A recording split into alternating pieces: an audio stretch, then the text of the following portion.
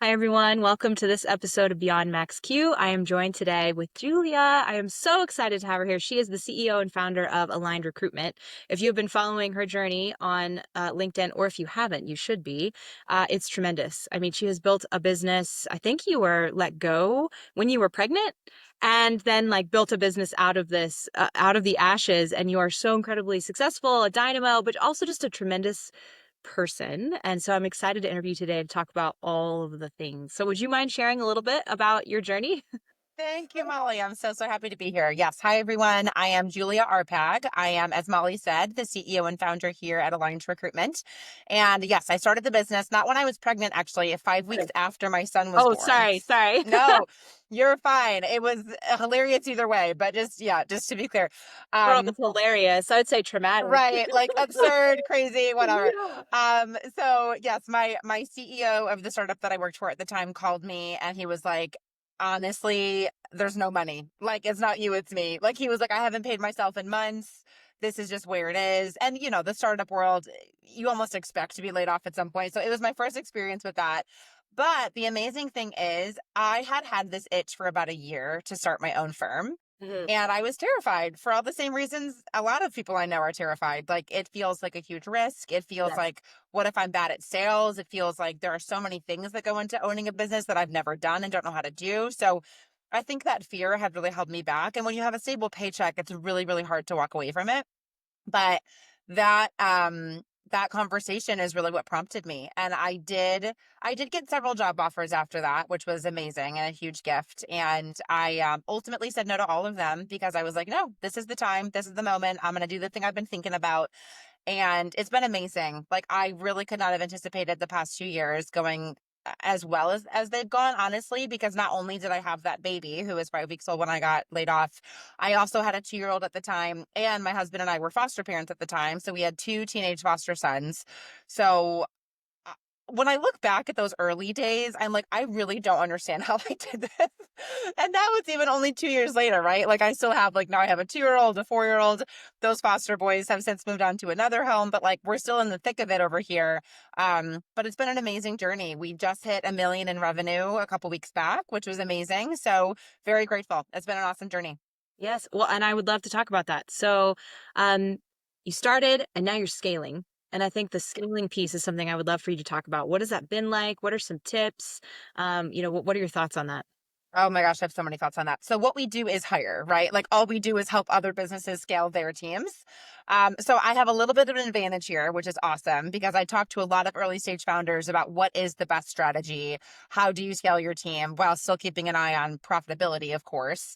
So for us, the way that's looked is I have done both sales and recruitment for the bulk of the past 2 years. And we just now are getting to a point revenue wise where I'm comfortable bringing in a director of recruitment. So she's freaking insane. I'm obsessed with her. She started 2 months ago, and I have been like you said, on LinkedIn, I post a lot about our journey. I've been shouting her name from the rooftops. She's been delivering so well for our clients. She already is managing our two sourcers that we have on our team. We're hiring another recruiter to keep up with the current demand. And she's just incredible. So that was huge for me. Was A, I needed to be the one delivering for the first year and 3 quarters or so, just to make sure all of our processes were up to par. And then I was able to hire Sam and say, this is exactly what you need to do. This is what has resulted in high client retention, high satisfaction from those clients. Really us being able to achieve and even surpass our financial goals. So now that she's handling all that delivery, my time is completely freed up to do stuff like this. I do podcasts, I do speaking engagements, I do a lot of business development. So just to kind of keep getting our name out there and keep making sure that people know that we are the go-to tech recruitment agency in this space. So, yes, I love all of those things. Do you work with companies or individuals or both? We work with companies. So our Okay. clients are typically early stage tech startups who are looking to scale. So we mostly hire for their engineering and go-to-market teams. Those are the two main focuses Got it. for us. Okay. And then the individuals that we work with are the candidates for those roles. So I do have some people that reach out and say, hey, can you help me get a job? And I'm like, we're not career coaches. We don't like represent the candidate and like shop them around to different companies. But when we do have a role that's a good fit for that candidate, we'll have them join our candidate newsletter. And so we'll reach back out and be like, hey, good news, this role's come open. So that's how we work with our clients. Okay. Okay. And you said engineering. So are you focused on, can you talk a little bit about the type of companies that you help? Yeah, yeah. So software engineering. So we work with software companies and services companies. So one of our Right. biggest clients right now is a Microsoft services firm. Okay. So we work really closely with them. We also work really closely. One of our other clients that we're hiring some marketing people for right now is a cybersecurity company. So anything in the software space with employee count from 10 to 200 is typically our sweet spot. Okay, perfect. I want that out there because I know people listening, if they're looking for engineers or folks that, again, maybe cybersecurity, like that's great. I would want them to reach out to you.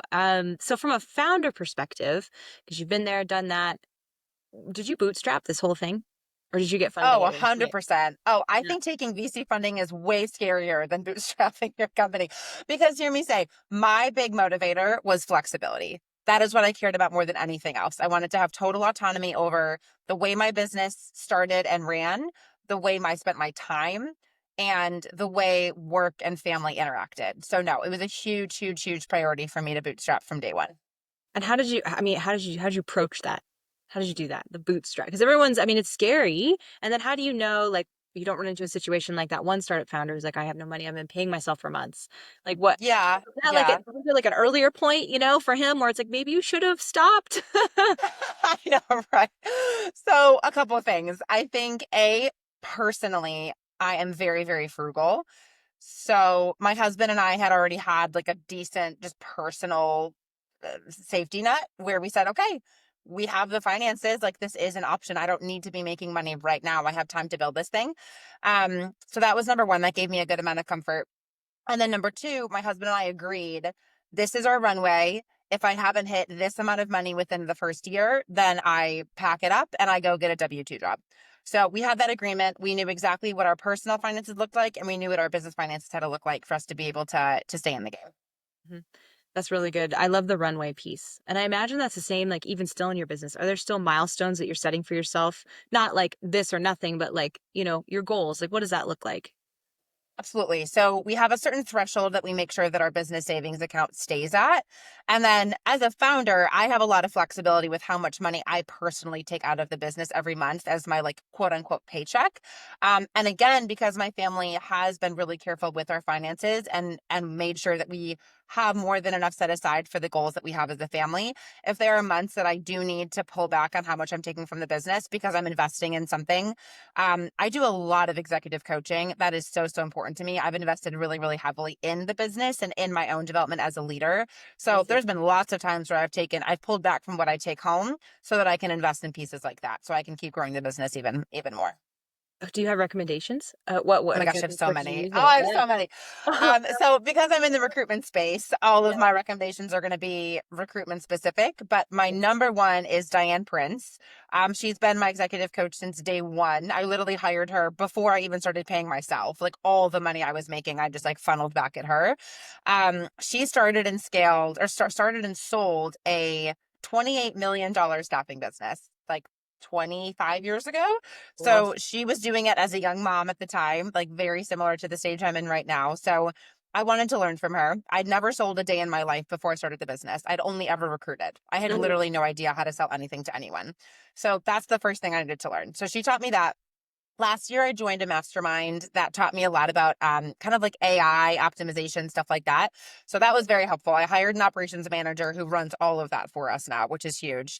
And then the one coach I do recommend who is actually not recruitment specific is Justin Welsh. He's huge on LinkedIn. Yes. And he basically the purpose of my work with him is he is very into scaling as leanly as possible. Like keep your company intentionally whatever size serves you, right? So like I don't want to scale to be a massive recruitment firm because again, I value flexibility and autonomy above all else. So Mhm. as long as my family's taken care of, as long as my employees are taken care of, and as long as my clients, of course, are taken care of, then I'm very, very happy with the state of the business. So those are the three that have been the most helpful to me. I love that. Well said. I'm excited. I have to check them out. I've seen Diane Prince, and the things she's posting about are fantastic. So I've like, She's a oh, I want to reach genius. out. Yeah. Yes. So one thing that's cool about her, so even though her background is in recruitment, she now runs a virtual assistant staffing firm who can plug into any industry. So I actually have four of her VAs on my team. Like they're incredible. They're absolutely incredible. And that you get incredible work at a fraction of the cost of hiring a US based employee. So Yes. that's been a massive gift. I'm so grateful that I met her as a coach and now get to benefit from the work she's doing in VA staffing. Yes. Oh, that's good to know. Well, and I know, you work with big companies, you work with hiring in that process. I think for startups, every hire really matters. And I would Yes. love for you to talk a little bit about that, because like you just Yep. said with the VAs, like every purchase, every hire, every person you bring into your business, it really has a huge impact when you're smaller. And so can you talk a little bit about that and how you choose the right people? Yeah, absolutely. So, full disclosure, back 10 years ago when I went into recruitment, I was debating either going into recruitment or becoming a therapist. Oh, And that has never left me. That has never left me. So, I ask very intense questions, like way more intense than a standard recruiter. So, when I kick off a new client, that it's called an intake, that first conversation, and my intake goes way beyond like, okay, how much are they going to make? Where do they have to be based? What are the top 3 things I need to be able to do? We go into what is their psychology, what are some brands you want on their background, what are some things you want them to say about their working style, about their past managers, about what they're looking for in their next role. Like we go tactical, of course, because we do need to know what they literally need to be capable of yeah. doing, but then we also go really really deep into, you're a company of, let's say, 27 people. The Mhm. 28th hire matters massively. Like every single one of these hires is going to be a culture add. And that's how we talk about it, as a culture add, not a culture fit. I Yeah. do not believe in hiring an identical person across the board. I think different roles require different skill sets and different personalities. So I talk about that a lot with my clients. But essentially, that's how we set ourselves up for success is we do a super deep dive at the very beginning of the relationship. And then 2 days later, after they've told us exactly what they need, we come back to that client with 10 headhunted profiles that we've already gone out and found. And we do a live call where we say, give us your brutally honest feedback. If all 10 of these resumes came across your desk, would you be ecstatic? Would you be hesitant? What, like, and why? Like, give us that specific feedback. So that really helps us narrow in on the exact person they need. And Mhm. then we're boots on the ground, sending them over candidates who are interested in chatting about the role. Love that. What can you give a few examples of the questions you ask, like that go above and beyond, just like some tips for founders as they're interviewing? And because I know some founders too are even interviewing for their co-founder, like the most important role. And so I think it would be helpful to have like a quick snapshot of like maybe the top 3 questions that you might ask that go above and beyond. Absolutely, absolutely. So my favorite one is vibe check. So we ask, what is the general persona and personality that this person needs to have for them to be a good fit for this role and for your team? So what I love about that is it doesn't matter. Like, there's no wrong answer. There's really no wrong answer. So, what I think that really frees up the founder to do is to dream. And let's say they have like 5 personality traits that would be ideal for them. And the person they end up hiring only has 3, but they made a calculated decision where they said, you know what? I knew I wasn't going to find this cookie cutter perfect idea I had in my head, but I knew like where my starting point was. And that helped me really identify what my priorities were. So, vibe check is my favorite question. Um, Secondly, we go through both must haves and nice to haves because I think a lot of founders are like, nope, these are all must haves. And I'm like, if you could only have 3 of these, what would those 3 be? So I think that's really important. Again, because you can't create, like, we're not quite at the point of creating robots to do our work for us, right? Like, at least not all of it. Okay. So I'm like, you can't just manufacture this perfect person. So you need to tell me, if they can only have 3 of these 10, what are those 3? So I think that's typically very clarifying for our founders. And then on the topic of hiring a co-founder, I would get really granular on, what are the things that you love to do? Like, you want to hold on to these, you want to run these teams, you want to run these initiatives. And then what do you hate doing? What do you absolutely hate doing? Like, what are you not good at? What drains your energy? And then that'll help you create a job description for that co-founder because they're going to have to cover up those gaps for you. So Mhm. that's the exercise I would recommend for a founder who's specifically hiring a co-founder. Well, I love those. I think the what drains your energy question is really good because that's even just a question that you need to ask yourself. Like, hey, and maybe they haven't identified that. Like, what makes you tired? What don't you like doing? And for me, it's like, okay, I don't really enjoy doing the accounting. Like, I can do it, but I don't like it. So it's like, how do you hand that over to somebody? And maybe somebody gets super, like, they light up crunching numbers, and it's like, amazing, go do it. Yes, yes, exactly. And that's the thing we do ask our candidates. Like, what do you love to do? How would you describe your ideal next role? Like, we have this conversation on both sides Okay. because if you find a match, then you're freaking good. You're golden. Yes. You're going to the finish line with that one. I love that you guys do that. I think that's important. And different, a little different because the above and beyond, and especially in like this age of blunt force filters and AI and Mhm. having that human connection where you're really talking to people, I think is so important. How is AI affecting recruiting, you think, from your Oh, perspective? I love the impact AI is having on recruiting. I think it's showing the inefficiencies that don't need to be there and creating more space for actual human calibration, basically, like where you're not relying on an auto filter. You're actually like humanly interacting with your clients and your candidates to see who actually is the right fit for the role, or who maybe you wouldn't look at them on paper and think they were the right fit, but because you chatted with them, you're like, actually, this is better than we even thought the person that we hired for this role would be. So the ways that I use AI as an agency owner in recruitment, number one, we use an AI note taker for all of our calls so that it can synthesize that information for us and send it to our internal team, our clients, or candidates, like whoever needs it. That is so, so much easier than having to like manually take notes on every single conversation. And then the other piece is our sourcing team uses different AI tools to help scrape the internet for the best candidates for the roles that they're looking for. So those have been two amazing use cases of AI for us. It's fantastic. I Yeah. love that too. I think that I just recently came across one called Boardy, which is not Yeah, for I haven't heard recruitment of that one. necessarily. It's really interesting. So for the audience, Boardy, someone just introduced me to it, and I had a call with Boardy last night. Actually call and talk to this AI voice, and it's kind of a networking tool. So you then connects you out based on your business to like all the different leads in their network. It's really, really interesting. So anyway, it was really strange talking to. He's like, "Is this your first time with AI?" And I was like, "Yeah, it You're is." like, yeah, I'm not loving it. Yeah. Yeah. And that's something a lot of agency owners are getting into is they're like, oh, I'm going to have AI screen my candidate like on a phone call. And that is something I'm not willing to do. That is such a terrible candidate experience. That just is not something my team is open to right now. If that does become industry standard and if candidates expect, oh, my first conversation will be with a robot, that's one thing.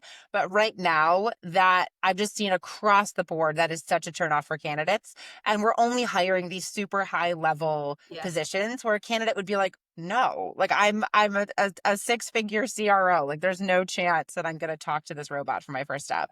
I mean, he was a really nice robot, but anyway, I'm no. sure it was. No, and I And think I was like, "Oh, thank you." And then, my husband next to me was like, "Why are you thanking it?" And I was why like, are you "Well, thinking the I mean, I robot? don't know. Like, what if it comes alive?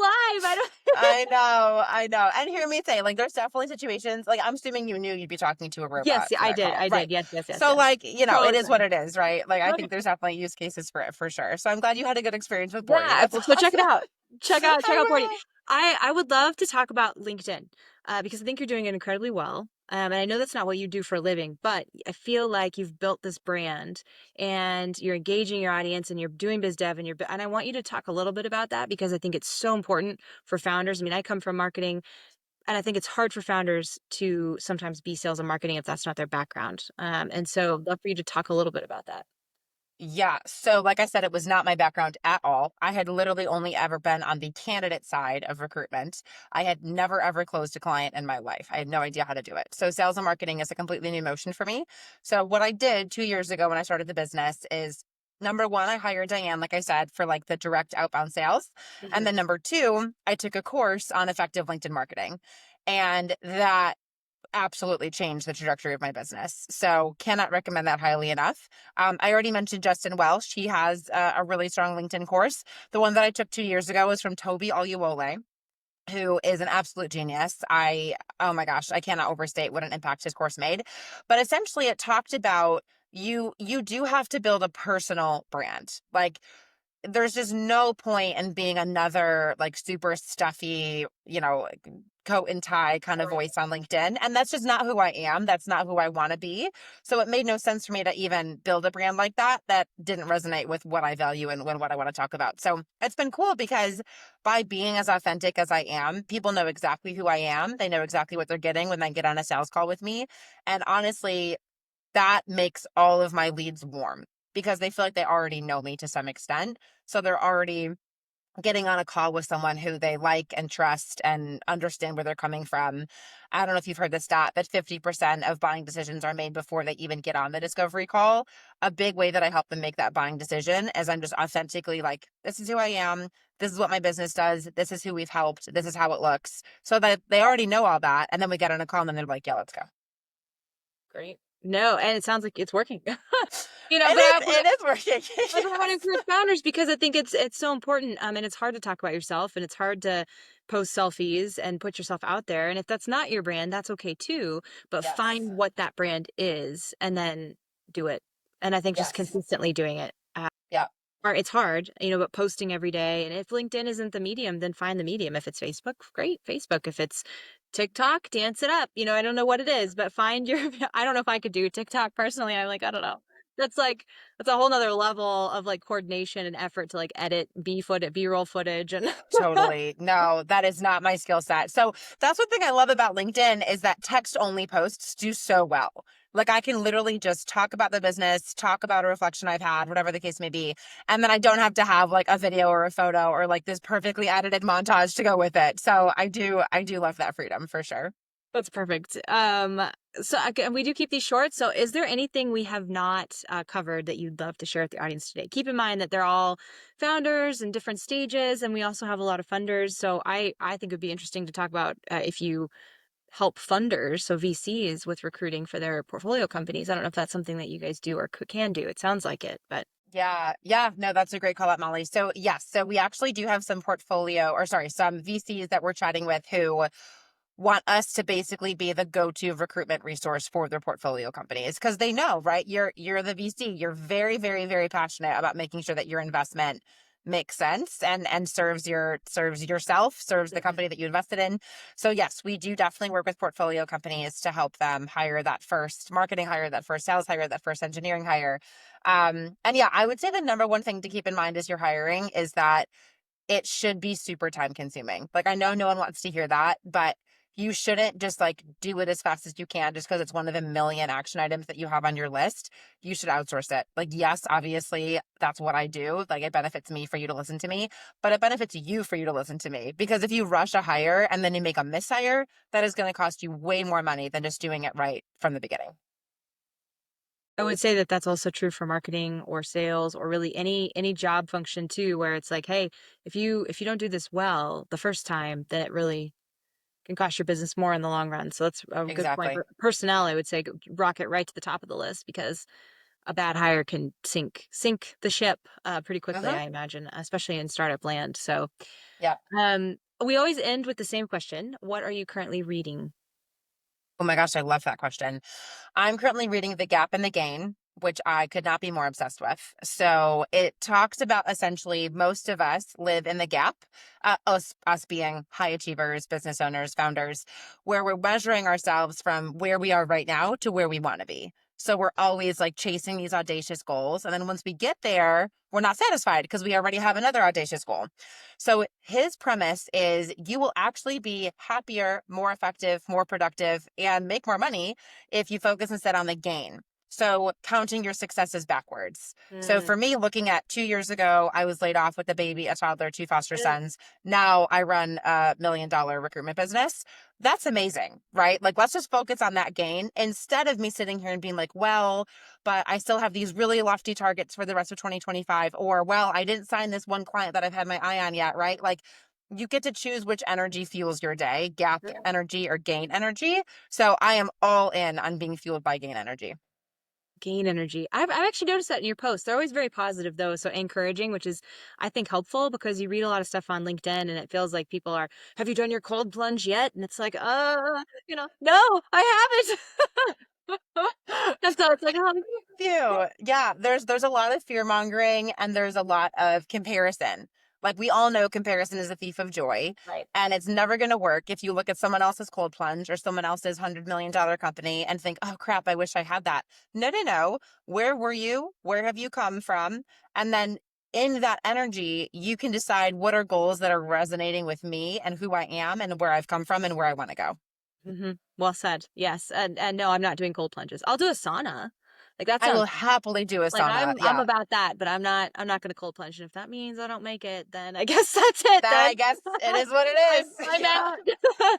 I love oh my gosh. No, thank you so much. I'm gonna put all the links in the video description. Please go check out Julia and what she's building and has built in the gained energy already because it's fantastic. And she supports so many amazing people as well in her community. And I just thank you so much for your time and intention for being with us today. Thank you, Molly. It was such a blast.